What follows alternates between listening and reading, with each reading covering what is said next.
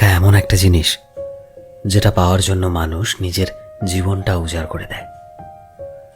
মানুষ বলে যে টাকা সবকিছু হয় না, কিন্তু সত্যি তো এটাই যে টাকা ছাড়া মানুষের কোনো অস্তিত্ব নেই।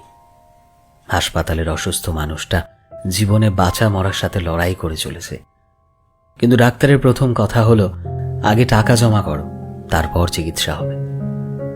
স্কুলে পড়লে টাকা, কলেজে শিক্ষা নিতে গেলেও টাকা, আর চাকরিতে সম্মান টাকার কাছে হার মেনে যায়। কোথাও গেলে টাকাটাই সবার আগে দরকার হয়। টাকা থাকলেই মানুষ মানুষকে মানুষ ভাবে।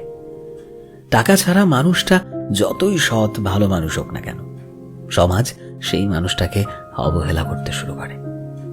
বাস্তব তো এটাই যে টাকা শুধু দরকারই হয় না, আজকের মানুষের প্রয়োজন হয়ে উঠেছে। যার কাছে টাকা আছে সেই ঠিক, সে সব থেকে বড়, সে সবচেয়ে বড় সম্মানের যোগ্য। আর যার কাছে টাকা নেই, তার সত্যিগুলোকেও সহজে মিথ্যে বানিয়ে দেওয়া যায়।